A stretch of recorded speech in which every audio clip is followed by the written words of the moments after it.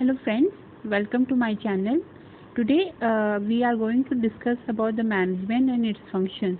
So before starting topic, मैं आपको ये बता दूं कि ये जो वीडियो है बेसिकली जो लोग यूजीसी नेट की प्रिपरेशन कर रहे हैं लेबर ऑफिसर की, या अगर आप एमबीए स्टूडेंट हैं तो आपके लिए काफ़ी बेनिफिशियल होगा. So let start. What is management? Friends, management क्या होता है? Basically management is art of getting work done by others, जिसमें हम लोग दूसरों से काम करा सकते हैं एक आर्टिस्टिक तरीके से. आपको अपनी मैनेजमेंट की जो है अलग अलग डेफिनेशंस दी गई हैं. Let's see. Management is a act of getting people together to accomplish desired goals and objective using available resources efficiently and effectively. Friends, आप इसमें देखोगे कि यहाँ पे दो वर्ड्स आपके यूज़ किए गए हैं, efficiently and effectively. वेल, आपको कई बार एग्जाम्स में इन दोनों वर्ड्स की मीनिंग पूछी जाती है. तो efficiently और effectively में बेसिकली क्या डिफरेंस होता है, इसे एक एग्जांपल से समझते हैं. सपोज़ करिए मैंने आपको कहा कि आपको 100 रुपये दिन के कमाने हैं, एंड आपने क्या किया, आप अपने पापा से मांग लिया या मम्मी से मांग ली, अपने भाई से मांग लिया और आपने वो लाके मुझे दे दिए. तो यहाँ पे आपका जो अल्टीमेट जो गोल था 100 रुपीज़ का, वो आपने जो है वो अचीव कर लिया. लेकिन तो हम ये कह सकते हैं कि you have achieved your goal effectively. But अगर आपने जो तरीका यूज़ किया वो क्या था, वो कहीं ना कहीं एक तरीके से गलत था. तो लेकिन अब यही पैसे अगर आप जो है मेहनत करके कमाते, कहीं काम करके कमाते, तो आपका जो मीन्स है इस पैसे को कमाने का वो जो है वो सही होता. तो हम लोग यहाँ कह सकते हैं कि आपने अपने गोल्स को जो है वो एफिशिएंटली अचीव किया. यानी इफेक्टिवली में हम लोग जो है सिर्फ गोल्स पे टारगेट करते हैं, वाइल एफिशिएंटली में हम लोग उसके मीन्स को भी टारगेट करते हैं. तो मैनेजमेंट क्या है? Management is the act of getting people together. यानी हम लोग क्या कर रहे हैं, हम लोग यहाँ लोगों को साथ में लेकर आ रहे हैं टू एकम्प्लिश डिज़ायर्ड गोल्स, जो कि हमारे पहले से तय किए हुए गोल्स हैं, चाहे वो हमारे ऑर्गेनाइजेशन के हो चाहे उन लोगों के भी हो. And objective using available resources, यानी जो भी अवेलेबल रिसोर्सेज है हमारे पास जो मैन पावर है, हमारे पास जो पैसे हैं, सामान है, हम लोग उसको एफिशिएंटली और इफेक्टिवली यूज़ करें और अपने डिज़ायर गोल्स को अचीव करें. तो मैनेजमेंट आपका बेसिकली ये ऐसे डिफाइंड होता है. अब मैनेजमेंट में हम लोग देख सकते हैं 6 इंपॉर्टेंट टर्म्स होते हैं. पहला होता है मैन. जाहिर सी बात है, अगर हमें मैनेज करना है तो हम लोग किसी भी कंपनी को मैनेज कर रहे हैं, ऑर्गेनाइजेशन को मैनेज कर रहे हैं, तो हम लोगों को वहाँ के लेबर फोर्स को मैनेज करना पड़ेगा, बिकॉज वो हमारे जो है इम्पोर्टेंट रिसोर्स होते हैं. फिर हम लोग बात करते हैं मटेरियल की. जो भी हमारे पास सामान है, हम लोगों को मेंटेन करना होता है कि हमारे पास जो रॉ मटेरियल्स आ रहे हैं वो परफेक्ट हैं कि नहीं, हमारे पास स्टॉक में सामान है कि नहीं, हमारा प्रोडक्शन कितना हो रहा है. इसी तरह से मनी. बिना मनी के आप कोई भी बिजनेस नहीं कर सकते, कोई भी ऑर्गेनाइजेशन नहीं चला सकते. तो आपको वहाँ पे मनी भी मैनेज करना होगा. फिर मशीन, आपको देखना है कि कौन सी मशीन प्रॉपरली वर्क कर रही हैं कि नहीं, आपकी मशीन्स में कोई ख़राबी तो नहीं है, या मशीन्स के लिए प्रॉपर ट्रेंड लोग तो है ना. तो ये सारी चीज़ें आपको जो है इसमें मशीन्स में देखनी होती है. फिर मेथड्स. फ्रेंड्स, हम लोग जो भी काम करते हैं उसमें मेथड जो है बहुत इंपॉर्टेंट रोल प्ले करता है, क्योंकि हमें अपने गोल्स को अचीव करना ही होता है, लेकिन ऐसे कि आपका जो है वो टाइम कम लगे और आपकी मूवमेंट कम हो, आपके समय की, पैसे की बचत हो. तो जो आप तरीका यूज़ कर रहे हो वो बहुत इंपॉर्टेंट होगा. तो हमें अपने मेथड्स को भी हमेशा मैनेज करना पड़ता है. हमें ऐसा मेथड चूज़ करना होता है जिससे टाइम और पैसे की बचत हो. फिर हम लोग बात करते हैं मार्केट. हमें अभी कोई भी ऑर्गेनाइजेशन शुरू करना है, हम कोई भी प्रोडक्शन कर रहे हैं, तो हमें सबसे पहले उसके मार्केट को देखना पड़ेगा, उसका इवैल्यूएशन करना पड़ेगा कि हम जो मार्केट पे हम लोग अपने सामान को बेचने वाले हैं वो वो हमारे उसके सामान के हिसाब से है कि नहीं है. तो ये मैनेजमेंट के इम्पोर्टेंट पार्ट हो गया मार्केट भी. तो ये आपके 6 एम्स हो गए मैनेजमेंट के. बिफोर स्टार्टिंग ये this next topic, let me tell you one thing कि हमारे जो यूजीसी नेट के एग्ज़ाम्स होते हैं उसमें कई बार ऐसा होता है कि आपको कई सारी डेफिनेशंस दी जाती हैं और उसको आपको बताना होता है कि उसमें कौन से राइटर ने या कौन से आपके मैनेजमेंट पर्सन ने इस थ्योरी को या इस आपको डेफिनेशन को दिया है. तो इसके लिए मैं आपको एक लिंक प्रोवाइड करूँगी जिसमें आपके अलग अलग साइंटिफिक थिंकर्स हैं, मैनेजमेंट थिंकर्स हैं, एफ.डब्ल्यू. टेलर, कून्स, इन सब के अलग अलग डेफिनेशंस हैं जिसको आप पढ़ सकते हो, वो आपको 1 वीक में अवेलेबल हो जाएगी। तो हम लोग यहाँ पे फ्रेंड्स, यहाँ पे आप देखोगे कि इंपॉर्टेंट बुक्स है मैनेजमेंट के, ये आपको कई बार एग्जाम से पूछ लेता है, कई बार ये आपको ऑब्जेक्टिव क्वेश्चन में आ जाएगा कि आपके सपोज कीजिए कि मैनेजमेंट थ्योरी जंगल बुक जो है वो किसने लिखी है, किसने दी है, तो आपका आंसर होगा कून्स। तो ये ऑब्जेक्टिव में भी हो सकता है, या हो सकता है कि आपको ये तीनों एक तरफ से बुक से दे दी जाए और एक तरफ आपका नाम दे दिया जाए एंड आपको उसको मिलाना हो। तो ये आप इसको आप नोट करके रख सकते हो, दिस इज़ वेरी इंपॉर्टेंट कि मैनेजमेंट थ्योरी जंगल की जो बुक है वो कून्स ने दी। इसी तरह से इंडस्ट्रियल और जनरल एडमिनिस्ट्रेशन की बुक हेनरी फ्योल ने दी है, और प्रिंसिपल ऑफ मैनेजमेंट जो है वो पीटर डकर ने दी है। और भी कई बुक्स अवेलेबल होते हैं जिसको आप एक्सप्लोर कर सकते हो, और साथ ही साथ मैं भी आपको कुछ एंड नोट्स में प्रोवाइड करूँगी।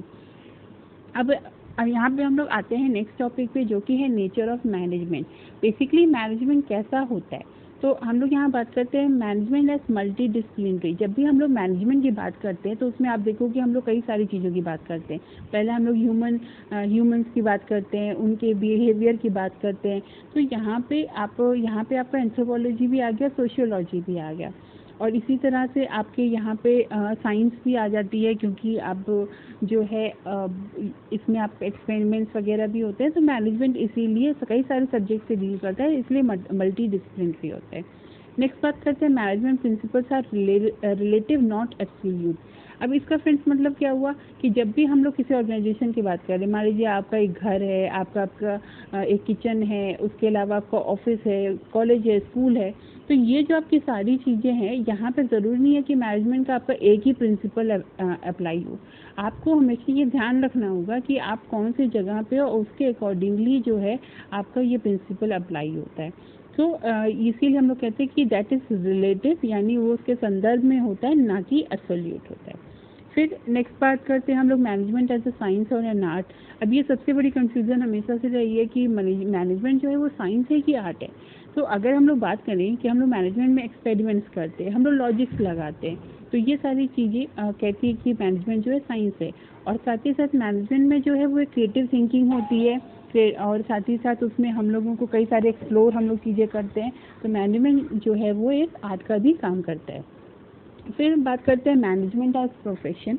तो जैसे आपके डॉक्टर्स, आपके लॉयर्स, इन सब के अलग अलग जो अपने स्किल्स में ट्रेंड होते हैं, उनको अलग अलग प्रोफेशनल कहा जाता है। इसी तरह से जो लोग मैनेजमेंट में ट्रेंड होते हैं, जिन्होंने एमबीए डिग्री ली होती है, उसको हम इसीलिए हम लोग उसको जो है एक प्रोफेशन में रखने लगे। एमबीए डिग्री अगर आप ले लेते हो, आपको मैनेजमेंट की स्किल्स मिल जाती है, तो आप जो है मैनेजमेंट प्रोफेशनल हो जाते हो। फिर यूनिवर्सैलिटी ऑफ मैनेजमेंट, यानी कि मैनेजमेंट जो है वो हर जगह अप्लाई होता है। जैसे कि मैंने आपको बोला कि आप स्कूल में हो, कॉलेज में हो, ऑफिस में हो, घर में हो, तो आपको हर जगह जो है मैनेजमेंट आपका अप्लाई हो रहा है। नेक्स्ट हम लोग बात करते हैं मैनेजमेंट इज गोल ओरिएंटेड। जाहिर सी बात है, अभी हमने स्टार्टिंग में पढ़ा कि मैनेजमेंट तभी उसका अस्तित्व है, तभी इम्पोर्टेंस है जब उसमें गोल होगा, आप उस गोल को अचीव करते हो एफिशिएंटली एंड इफेक्टिवली। अब नेक्स्ट बात आती है management as a social process. हम लोग यहाँ जब मैनेजमेंट की बात कर रहे हैं, तो जैसे अभी स्टार्टिंग में हमने पढ़ा कि man plays important role in management. तो मैनेजमेंट एक सोशल प्रोसेस है, उसमें आप इंट्रैक्शन करते हो, उसमें आप मैन पावर का भी, उसके बिहेवियर का ध्यान रख रहे हो, तो ये आपको मैनेजमेंट को जो है एक सोशल प्रोसेस बनाता है। अगला मैनेजमेंट है डायनेमिक प्रोसेस, यानी कि मैनेजमेंट जो है वो हमेशा एक जैसा नहीं होता, वो हमेशा चेंज होता रहता है अलग अलग सिचुएशंस पे, अलग अलग टाइमिंग पे। जो पहले चीज़ें आती थी, जैसे पहले हायरार्की आपका चलता था, हमेशा बॉस ऑर्डर देता था और आपको काम करना होता था, अब धीरे धीरे टीम वर्क होने लगा। तो ये सारी चीज़ें धीरे धीरे क्या हुई, चेंज होती चली गई, ये कभी एक जैसी नहीं रही और आगे भी चेंज होती रहेंगी। इसलिए हम लोग कहते हैं कि management is the dynamic process, not the static one. Now next जो है इम्पोर्टेंस ऑफ मैनेजमेंट। अभी हम लोग बात करते हैं इम्पोर्टेंस ऑफ मैनेजमेंट की। तो सबसे पहले बात आती है कि मैनेजमेंट की इम्पोर्टेंस कहाँ है, इफेक्टिव यूटिलाइजेशन ऑफ रिसोर्सेज। हमने स्टार्टिंग में पढ़ा था अभी कि रिसोर्सेज को हम लोग एफिशिएंटली और इफेक्टिवली यूज़ कर सकते हैं, हम लोग उसके वेस्टेज को बचा सकते हैं, अपने टाइम को बचा सकते हैं।